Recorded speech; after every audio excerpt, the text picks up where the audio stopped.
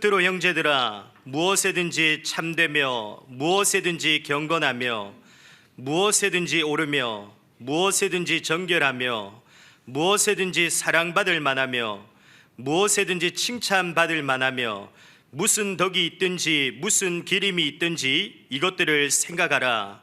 너희는 내게 배우고 받고 듣고 본바를 행하라. 그리하면 평강의 하나님이 너희와 함께 계시리라. 신앙 고백하도록 하겠습니다. 주는 그리스도시요 살아계신 하나님의 아들이시니이다. 아멘. 오늘 빌립보서 4장 8절에서 9절 말씀을 통하여서 그리스도의 증인인 전도자라는 우리 제목으로 하나님의 말씀을 받아야 되겠습니다. 설 명절이기 때문에 이곳에 오래간만에 오셔서 또 처음 오셔서 예배 드리는 분도 계실 거고요. 또 고향에서 타지에 또 가셔서 예배를 드리거나 또 인터넷으로 예배를 드리는 분도 계실 것입니다. 그래서 모든 가정에 정말 가장 중요한 하나님의 말씀과 하나님의 은혜가 임하는 예배가 되기를 또한 기도합니다. 지금 우리가 이 자리에 모여서 함께 예배 드리기 위해서 이 자리에 함께 모여 있습니다. 우리를 만드신 목적도 하나님의 영광과 찬송을 돌리기 위해서, 예배하기 위해서 하나님께서 우리를 만드셨습니다. 그래서 우리는 예배자로서 예배에 성공하는, 예배에 승리하는 응답을 항상 누려야 될 줄 믿습니다. 하나님만을 예배하는 전도자로, 하나님의 자녀로 우리를 부르셨기 때문에 우리는 하나님만을 바라보고 또 그 예배를 드려야 됩니다. 많은 사람들이 기독교를 배타적이거나 독선적이다라고 해서 자기들밖에 모른다라고 말하는 사람들이 많이 있습니다.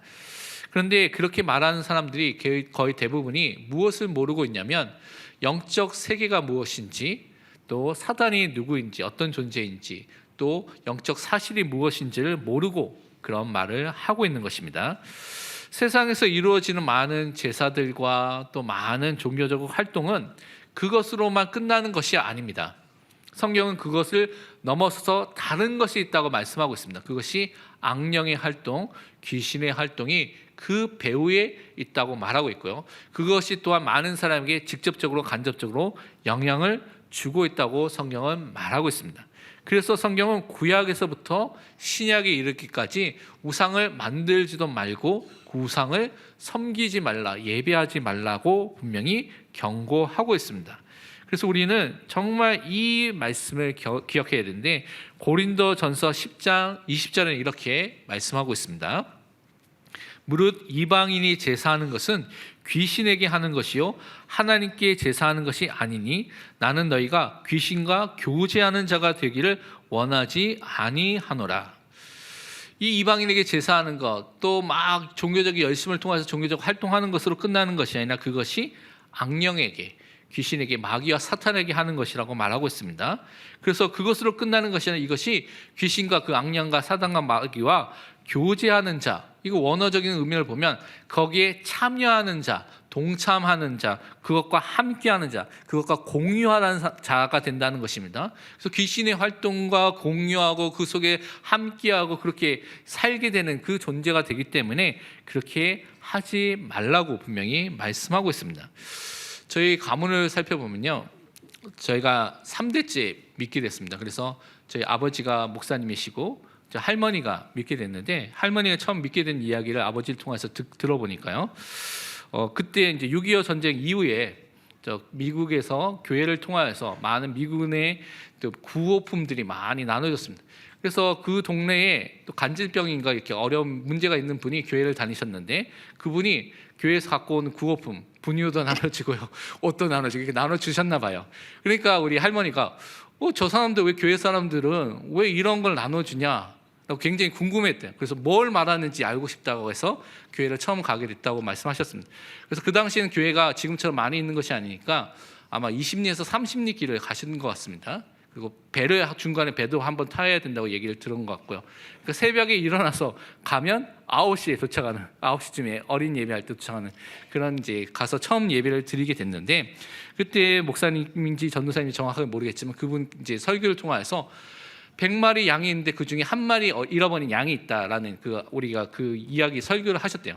근데 그 할머니께서 그 한 마리 잃어버린 양이 나구나라는 것을 깨닫고 예수를 믿게 돼서 그때부터 이제 저희 아버지도 믿게 되고 이렇게 되면서 그 후로부터 이제 가문에 있던 또 제사들도 이런 모든 것도 점점 바뀌어 나가는 것들을 이제 일어나게 됐다는 것들 이렇게 말씀해 주신 것을 듣게 됐습니다.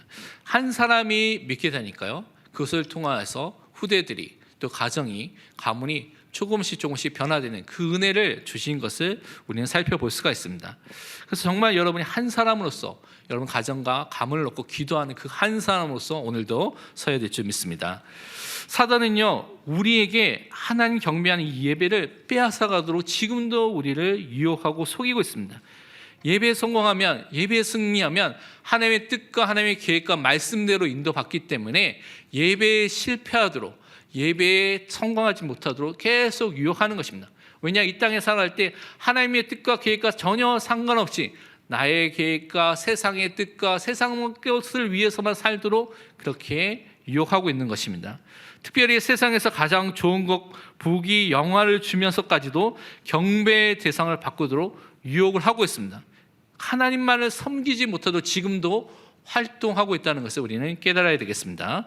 마태복음 4장에 보면 예수님께서 시험을 당하신 장면인데 제 마지막 시험이 이 부분과 관련되어 있습니다. 마태복음 4장 8절에서부터 11절을 보면 이렇게 말씀하고 있습니다. 마귀가 또 그를 예수님을 데리고 지극히 높은 산으로 가서 천하 만국과 그 영광을 보여 이르되 만일 내게 엎드려 경배하면 이 모든 것을 내게 주리라. 이에 예수께서 말씀하시되 사탄아 물러가라 기록되었으되 주 너희 하나님께 경배하고 다만 그를 섬기라 하였느니라. 이에 마귀는 예수를 떠나고 천사들이 나와서 수종드니라. 이 예배에 관련된 중요한 얘기죠. 여기에 천하 만국과 그 영광이라고 나와 있습니다. 그러니까 이걸 보면 여러분이 지금 구체적으로 생각하면 여러분이 좋아하는 것, 갖고 싶은 것을 생각하면 좋겠습니다. 여러분이 꼭 들어가고 싶은 최고급 아파트, 주택, 전원주택 여러분 생각해 보시면 되겠고요. 아니고 여러분이 갖고 싶은 너무나 좋은 차 많죠. 수억에 하는 그런 스포츠카도 있죠. 그리고 여러분이 갖고 싶은 명품, 보석 이런 거, 옷 생각해 보십시오. 얼마나 좋습니까? 그렇죠? 그런데 이런 것을 보여주면서 내가 만일 이 사탄에게 경배하면 이 모든 것을 주리라 라고 유혹한 것과 같다는 것입니다. 불신자 같은 경우는 많은 고민하고 아마 이것을 선택하겠죠. 그런데 예수님께서 뭐라고 했습니까? 사탄아 물러가라고 분명히 말씀해 주셨습니다. 그냥 예수님만 말하는 것이 아니라 오늘 우리에게 이와 같은 유혹과 속임수가 왔을 때 어떻게 해야 됩니까? 사탄아 물러가라 라고 예수 이름으로 명령하시고 기도하시길 바랍니다. 왜냐하면 틈을 주면 생각의 자리를 잡고요, 여러분 마음을 빼앗아가고 마음을 속이는 그런 사탄의 활동들이 일어나기 때문에 그렇습니다. 그래서 우리는 예수 그리스도의 이름으로 기도할 때 사탄이 물러가게 되고요, 하나님께 예배하는 모든 자들을 하나님께서 보내시는 천사를 통해서 돕게 되는 역사가 분명히 일어날 줄 믿습니다. 주의 말씀을 이루고 주의 뜻을 이루는 천국과 천사를 통하여서 하나님의 계획과 뜻을 통하여서 인도받는 전도자의 인생을 우리가 그래서 매일매일 살아야 될 줄 믿습니다. 이렇게 우리가 예배자로 살고 하나님의 자녀로서 살 때 우리는 모든 삶 속에서 또 확인하고 또 우리가 누려야 될 것이 무엇이냐면 예수 그리스도가 나의 주인 되신 것을, 하나님이 나의 주인 된 것을 믿고 누리고 바라보는 전도자로 서야 될 줄 믿습니다. 하나님은요 절대 주권을 가지신 분입니다. 이 의미는 하나님만 전능하신 분이고 초월하신 분이고 그가 창조주 되신다는 것을 말씀하고 있습니다.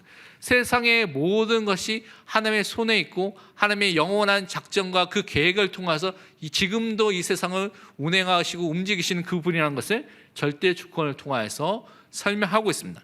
우리는 이 절대 주권을 가지신 그 하나님을 나의 하나님으로, 나의 아버지로 믿는 하나님의 자녀고 믿음의 사람으로 부르심을 받았습니다. 그래서 우리의 모든 상황 속에서 항상 우리의 주인 되신, 왕이 되신, 목자가 되신 그 하나님만을 인정하고 고백하고 시인하시기를 바랍니다. 하나님은요 여러분의 삶 속에 완벽하고요 완전한 하나님의 계획과 뜻을 갖고 계십니다. 그래서 여러분 그 속에서 매일매일 인도함을 받는 하나님의 자녀로 서야 되는 것입니다. 우리 안에 문제도 있고요, 사건도 있고 위기도 있고 어려움도 있습니다. 하나님이 허용하셨다면, 허락하셨다면 하나님의 계획과 뜻이 담겨져 있습니다. 하나님이 하실 일이 있다는 것입니다. 그것을 깨닫도록 여러분 말씀 붙잡고 기도하시기를 바랍니다. 시편 84편 11절 12절에 이렇게 말씀하고 있습니다. 여호와 하나님은 해요 방패이시라. 여호와께서 은혜와 영화를 주시며 정직하게 행하는 자에게 좋은 것을 아끼지 아니하실 것임이니이다. 만군의 여호와여, 주께 의지하는 자는 복이 있나이다. 하나님이 여러분의 방패가 되십니다. 모든 것을 막아주시고 하나님께서 여러분의 해가 되어서 여러분의 삶 속에 함께 하시면서 여러분의 은혜와 영화와 좋은 것을 아끼지 않고 주시는 아버지로서 여러분 삶 속에 역사하고 계십니다.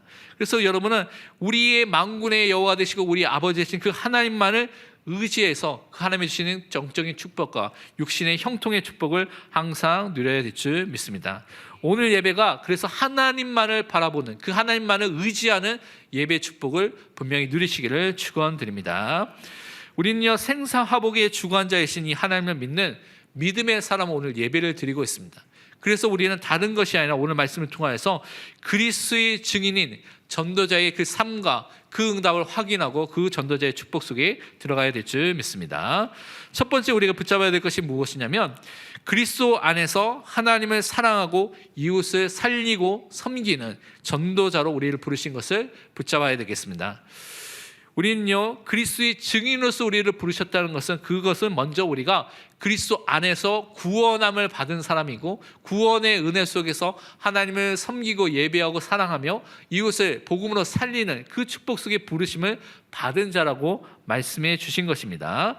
오늘 빌립보서 4장 8절 본문 말씀을 우리 다 함께 같이 읽어보도록 하겠습니다. 끝으로 형제들아, 무엇에든지 참되며 무엇에든지 경건하며 무엇에든지 옳으며 무엇에든지 정결하며 무엇에든지 사랑받을 만하며 무엇에든지 칭찬받을 만하며 무슨 덕이 있든지 무슨 기름이 있든지 이것들을 생각하라. 우리는요, 하나님의 은혜와 하나님의 사랑으로 구원함을 받았습니다. 그래서 그 은혜 속에 살고 있기 때문에 이러한 모든 것들을 할 수 있다고 우리는 고백할 수 있습니다. 그렇기 때문에 우리는 은혜와 사랑을 받은 그 속에서 항상 감사하고 기뻐하는 그 응답을 누리는 전도자로, 하나님의 자녀로 서야 될 줄 믿습니다. 구원이라는 것은 우리의 노력과 우리의 방법으로는 절대로 받을 수가 없습니다. 하나님의 긍휼과 하나님의 자비와 하나님의 은혜와 사랑으로 하나님께서 값없이 우리에게 구원을 선물로 우리에게 주신 것입니다. 죄와 사망과 사탄의 종된 우리들을 건져내시고 구원하여 주신 것입니다.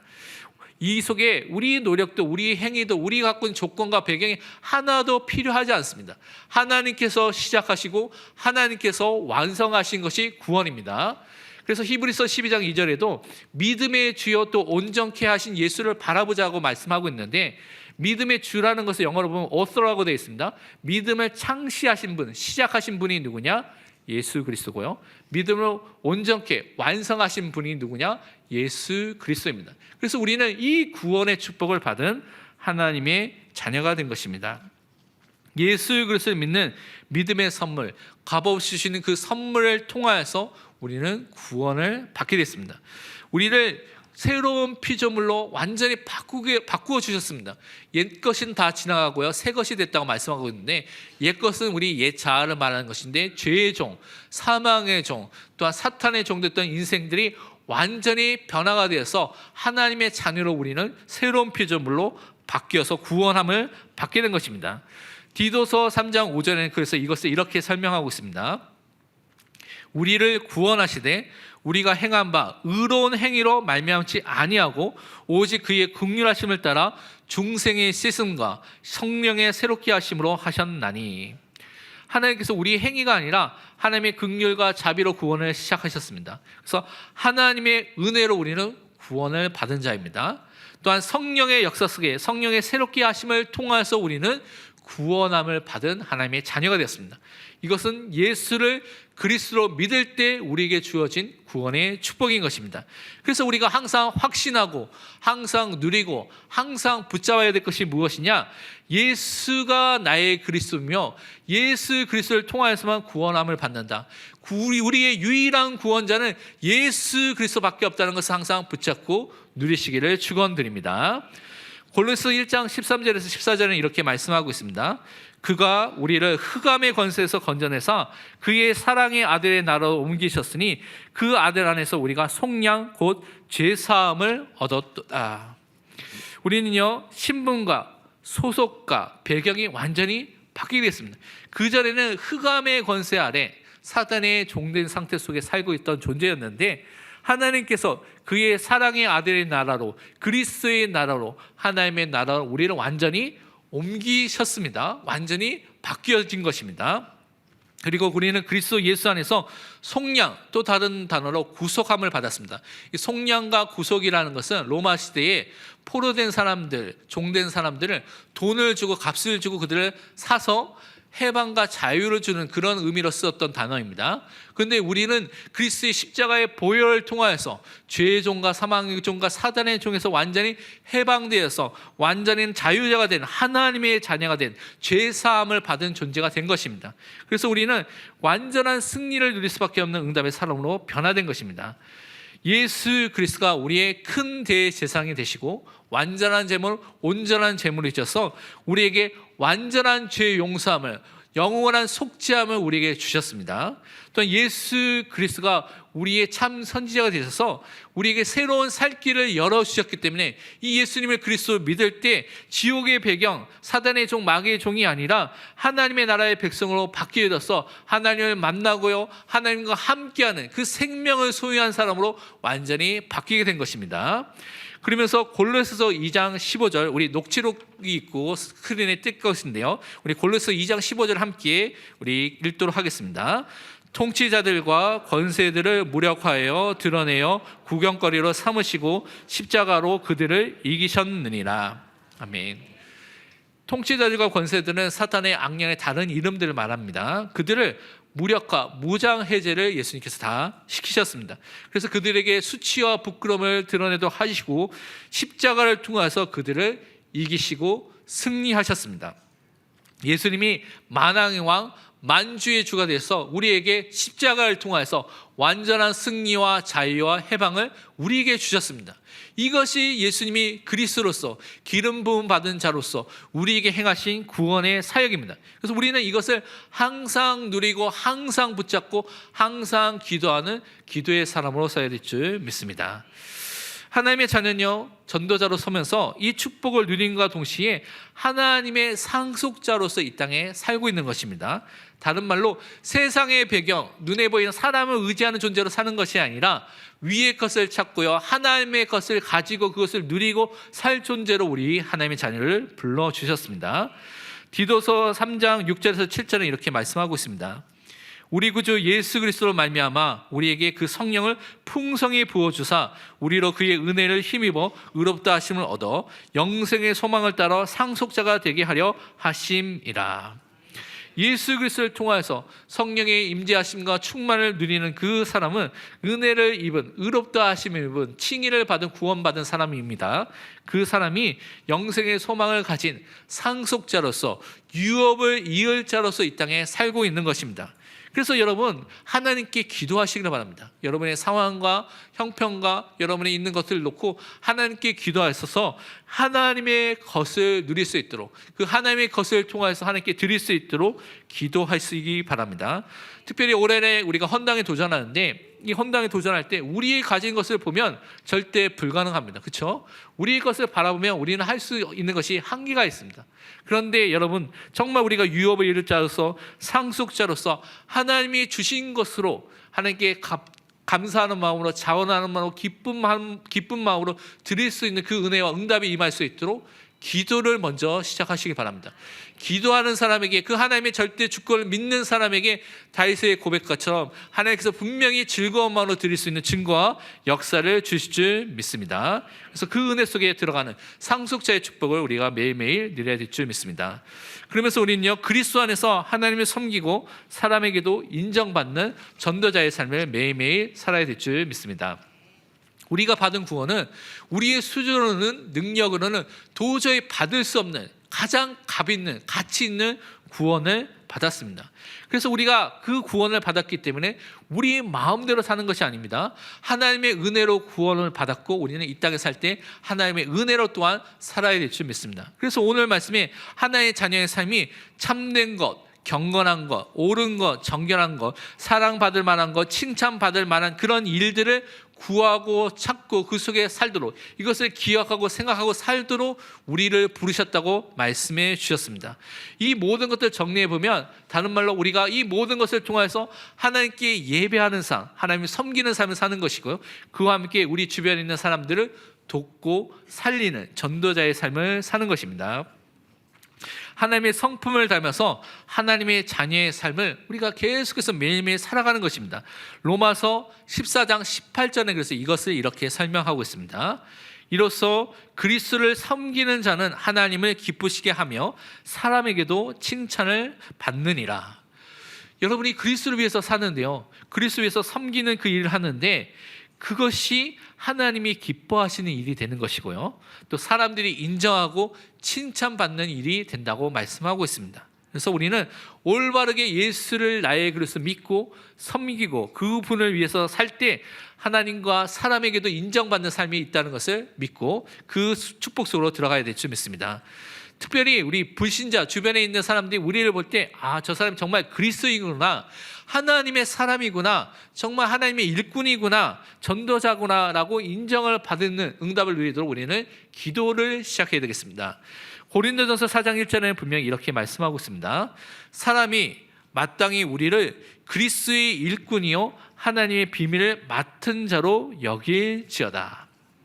여러분 볼 때 당연히 그리스도인이구나 라고 말해야지, 혹시 라고 하는 것이 아니라 마땅히, 당연히 하나님의 일꾼으로 여러분을 볼 수 있도록 정말 우리는 말씀에, 그리스도에 집중하는 은혜 속으로 항상 들어가야 될 줄 믿습니다. 두 번째 우리가 붙잡아야 될 것이 무엇이냐면 그리스도를 증거하는 증인인 전도자로 우리 부르신 것을 믿고 그 응답 속으로 들어가야 되겠습니다. 오늘 빌립보서 4장 9절 본문 말씀을 우리 다 함께 같이 읽도록 하겠습니다. 너희는 내게 배우고 받고 듣고 본 바를 행하라. 그리하면 평강의 하나님이 너희와 함께 계시리라. 아멘. 이 말은 바울이 자기를 또 빌립보에 있는 교회와 많은 성도들에게 말한 것이죠. 이 바울을 살펴보면 오직 예수 그리스도만 증거하는 전도자로 살았습니다. 그래서 우리가 바울을 통해서 배우고 받고 듣고 본 바가 무엇이냐? 바로 그리스도의 복음, 그리스도만을 증거하는 전도자의 삶인 것을 우리는 깨닫고 이것을 행하는 사람으로 서야 될 줄 믿습니다. 사실 바울은요, 스데반이 순교하는데 그 자리에 있었던 사람입니다. 그래서 스데반의 죽음이 하나님을 모독하고 율법을 어긴 것이다라는 사람들의 그 정죄에 동의하면서 그 현장에, 그 살인하는 그 현장에 증인으로 서 있던 사람이 이 바울이었습니다. 그러니까 최고의 박해자였던 사람이, 핍박자였던 사람이 이 바울이었죠. 그래서 많은 그리스도인을 잡아들이고요, 죽음에 그들을 죽도록 하는데 앞장섰던 사람이 이 바울이었습니다. 가장 강하게 반대했던 이 바울이 그리스도인들을 잡기 위해서 다메섹으로 가는 그 도중에 빛으로 나타나신 예수 그리스도를 만나게 됐습니다. 이 만남을 통해서 그의 인생이 완전히 바뀌게 됐습니다. 과거에 핍박자였고 박해자였던 그 인생이 이제는 예수 그리스도의 증인으로서 전도자의 인생으로 완전히 바뀌게 된 것입니다. 여러분의 삶의 주변에 이 복음을 반대하는 사람이 있습니다. 근데 두려워하지 마시기 바랍니다. 그 사람들 중에 이 바울같이 예비되고 예정된 사람이 있습니다. 그래서 여러분은 그 현장을 놓고 기도하시기를 바랍니다. 특히 가정과 가문 속에 박해하는 사람들이 있으면 여러분 기도하시기를 바랍니다. 하나님께서 하나님의 시간표 속에서 그들을 변화시킬 줄 믿습니다. 바울을 통해서 제자들이 듣고 보고 배우고 받은 것은 다른 것이 아니라 오직 예수 그리스도의 복음입니다. 사도행전 26장 16절에서 18절을 보면 바울이 다메섹에서 만났던 예수 그리스도 주셨던 언약을 이렇게 설명하고 있습니다. 일어나 너의 발로 바울의 발로 서라. 내가 예수님께서 바울에게 나타나신 것은 곧 내가 나를 본 일과 장차 내가 내게 나타날 일에 너로 종과 증인을 삼으려 함이니 이스라엘과 이방인들에게서 내가 너를 구원하여 그들에게 보내어 그 눈을 뜨게 하여 어둠에서 빛으로 사탄의 권세에서 하나님께로 돌아오게 하고 죄 사함과 나를 믿어 거룩하게 된 무리 가운데서 기업을 얻게 하리라 하더이다. 바울은요, 자신이 예수님께서 그리스도의 종으로서 그리스도의 증인으로서 자기를 부르셨다고 그 말씀을 지금 말하고 있습니다. 오직 복음 속에 그 일을 하도록 부르심을 받은 자라고 말하는 것이죠. 그래서 이 바울이 구원함을 받아서 많은 이방인들 앞에서, 많은 유대인들 앞에서, 많은 사람들 앞에서 무엇을 했냐?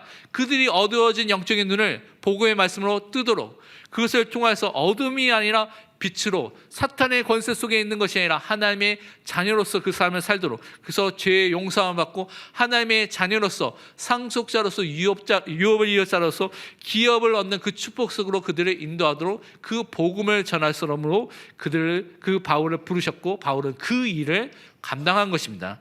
그래서 이 일을 통하여서 바울은 자기의 생명을, 이 은혜의 복음을 전하는데 자기의 생명을 다 바쳐서 이 일을 감당했던 것을 우리는 살펴볼 수가 있는 것입니다.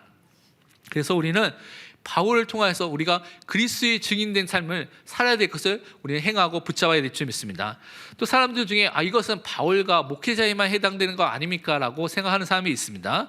근데 사도행전 1장 8절에 보면 오직 성령이 너에게 임하시면, 이거 구원을 받은 것을 말합니다. 너희가 권능을 받고 땅끝까지 이르러 내 증인, 예수님의 증인이 되려고 예수님께서 말씀해 주셨죠.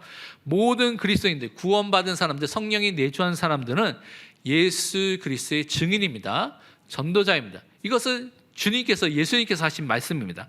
그래서 우리는 그 은혜와 그 축복을 누려야 되는데, 너무나 많은 전도자, 그리스도의 증인으로 살아야 될 내용들이 너무나 많지만, 오늘은 그 중에서 살펴보면 이 전도자, 그리스도의 증인은 어둠의 현장에서 생명의 빛을 발하는 그리스도의 증인으로 부르심을 받았습니다. 예수님께서 이 땅에 오셨을 때 세상을 살리는 참 빛으로 오셨다고 성경 말씀하고 있습니다. 이것은 비유적으로, 유비적으로 설명한 것이죠. 빛이라는 성격을 통하여서 예수님께서 이 흑암 속에, 하나님을 알지 못하는 영적 무지 속에 있는 사람들에게 참된 복음과 생명을 알리기 위해서 오셨다는 것을 증거하고 있는 것입니다. 우리는 이 예수님을 나의 그리스도로 믿고 주인으로 고백하여서 그리스도와 연합된 자, 구원받은 하나님의 자녀가 되었습니다. 그래서 우리는 그리스도의 생명의 빛, 복음의 빛을 증거하는 사명과 그 역할을 받은 전도자로서 부르심을 받았습니다. 마태복음 5장 14절에 예수님께서 이렇게 말씀하셨죠. 너희는 세상의 빛이라 산 위에 있는 동네가 숨겨지지 못할 것이요. 우리도 빛으로 부르심을 받은 것입니다. 그래서 여러분의 현장에, 여러분의 가정과 가문 속에 빛으로 서 있는 것입니다. 영적 무지와 사탄의 활동이 가득한 그 현장 속에, 그 어둠과 캄캄함의 사람들이 가리워서 알지 못하는 그 현장 속에서 하나님께서 여러분을 빛의 파수대로서 빛을 발하는 그 역할을 할 사람으로, 전도자로 여러분을 부르시고 보내신 것입니다. 그래서 여러분의 가정과 가문을 보면서 감사하시길 바랍니다. 그리스도의 증인으로 여러분을 불러주신 것입니다. 그래서 이런 빛을 발하는 사람이 너무나 현장마다 각 곳마다 서야 되는 것입니다. 제가 지난번에 김민설 청년이 하는 그 뮤지컬 미소 다이어리를 봤습니다. 여기서 보신 분도 있고 아직 안 보신 분이 있으면 아직 18일까지 공연이 있기 때문에 꼭 보시길 바랍니다. 재밌습니다. 재밌고 또 잘하는 것을 볼 수 있습니다. 그런데 그 현장에, 뮤지컬 현장에 정말 이 빛을 발하는 복음의 사람이 서 있는 것이 좀 감사했습니다.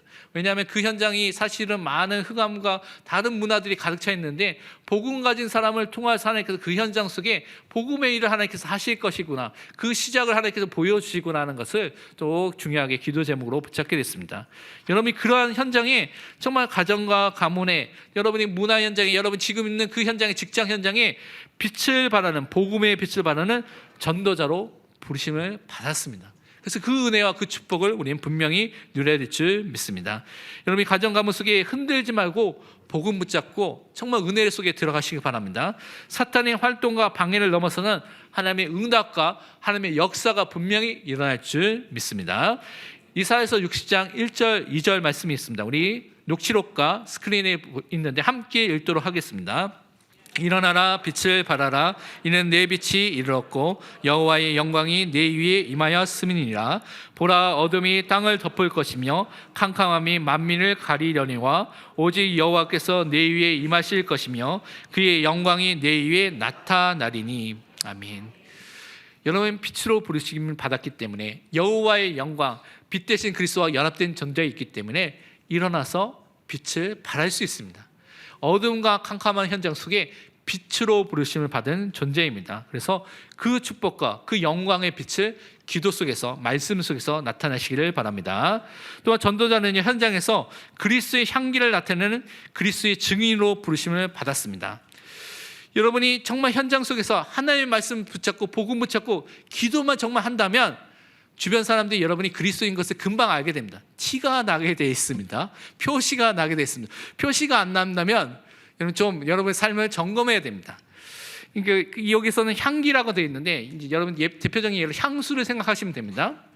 향수라는 것은 뿌리면 몸에서 냄새가 나죠. 그래서 옛날에 제가 미국에 있을 때 집회에 갔을 때 샘플로 받은 향수가 있어가지고 딱 몸에 좀 발랐는데 너무 많이 발랐나 봐요. 그래서 냄새가 너무 많은 거예요. 머리가 아플 정도 머리가 나서 막 샤워를 하고 몸을 닦는데도 냄새가 없어지지 않더라고요. 그래서 좀 하루 이틀 지나니까 냄새가 없어졌는데 이만큼 이 냄새, 향기라는 것이 그냥 전달되게 되어 있습니다. 그래서 엘리베이터에 아무도 없는데 탁 가면 향수 냄새가 나거나 아니면 또 쓰레기 냄새가 나겠죠. 그러면 그 전에 샀던 사람이 향수를 뿌린 사람이나 아니면 쓰레기 봉투를 갖고 버렸던 사람이 탔던 것을 우리가 알 수가 있죠. 이만큼 향기와 냄새는 숨길 수가 없는 것입니다. 그런데 우리 주변의 사람들이 우리가 향기와 냄새가 보이지 않지만 그것을 알 수 있듯이 정말 여러분이 복음을 가지고 기도한다면 여러분이 그 믿음과 그 영적인 영향력이 현장에 전달되게 되어 있습니다. 그래서 우리는 그 은혜와 그 축복을 누려야 될 줄 믿습니다. 고린도후서 2장 14절 15절에 보면 이렇게 말씀하고 있습니다. 항상 우리를 그리스도 안에서 이기게 하시고 우리로 말미암아 각처에서 그리스도 아는 냄새를 나타내시는 하나님께 감사하노라. 우리는 구원받는 자들에게나 망하는 자들에게나 하나님 앞에서 그리스도의 향기니. 여러분은 그리스도의 향기를 바라는 전도자, 그리스도의 증인으로 부르심을 받은 것입니다. 각처에서 여러분이 있는 현장 속에서 그리스도를 아는, 그리스도가 예수님이 그리스도인 것을 증거하는 그 냄새와 그 향기를 바라는 참된 전도자로 부르심을 받은 것을 항상 누리시기를 바랍니다. 결론은 우리 이번 주 두 가지 미션을 좀 붙잡아야 되겠습니다. 첫 번째로 우리의 모든 현장에서 예수님이 나의 그리스도인 것을, 우리의 그리스도인 것을 증거하는 말씀 운동이 시작될 수 있도록 기도하고 도전하시길 바랍니다. 사도행전 5장 42절에 이렇게 말씀하고 있습니다. 그들이 날마다 성전에 있든지 집에 있든지 예수는 그리스도라고 가르치기와 전도하기를 그치지 아니하니라. 여러분의 매일매일 삶 속에 우리가 뭐가 없느냐? 예수가 그리스도인 것을 가르치는 것과 전도하는 것이 오늘날의 교회와 성도에 끊어졌습니다. 그래서 초대교회와 오늘날의 가장 큰 차이 중에 하나가 저는 이것이라 생각하는데 정말 우리의 매일매일 삶 속에서 예수님이 나의 그리스도인 것을, 우리 그리스도인 것을 고백하고 가르치고요, 또 그것을 전달하고 증거하는 그 삶이 매일매일 있을 수 있도록 우리는 기도해야 되겠습니다. 그래서 현장에 여러분 혼자 있다면 여러분 혼자서 말씀 운동을 시작하시기 바랍니다. 기도를 시작하시기 바랍니다. 그래서 함께 모여서 그리스도의 복음이 증거될 수 있도록 여러분 기도하시기를 바랍니다. 두 번째로 사람과 세상에서 행복과 만족을 찾지 마시고요, 하나님께 예배하는 가운데 하나님 안에서 참된 만족과 행복을 찾으시기를 바랍니다. 고린도후서 3장 5절에 이렇게 말씀하고 있습니다. 우리가 무슨 일이든지 우리에게서 난 것 같이 스스로 만족할 것이 아니니 우리의 만족은 오직 하나님으로부터 나느니라. 여러분에게 참된 만족과 안식과 평안과 행복은 하나님 안에 그리스도 안에 있습니다. 그래서 오늘도 매일 여러분이 말씀을 통하여서 그리스도 안에 하나님 안에 들어가서 그 속에서 참된 행복과 축복을 누리시기를 축원드립니다. 이번 한 주가 그리스도의 증인으로 사는 전도자의 축복이 있기를 축원드립니다. 기도하겠습니다. 하나님 아버지, 참으로 감사합니다. 설 명절 통하여서 많은 성도들이 또 타지에 가 있고 또 이곳에서 함께 예배드리는 많은 또한 성도들이 있습니다. 하나님 이 현장 속에 함께하여 주시며 오늘 일생을 통해서 주신 말씀과 같이 그리스도의 증인으로서 현장을 살리는 전도자로서 살 수 있는 은혜와 축복이 임하게 하여 주옵소서. 살아계신 예수 그리스도의 이름으로 기도합니다. 아멘.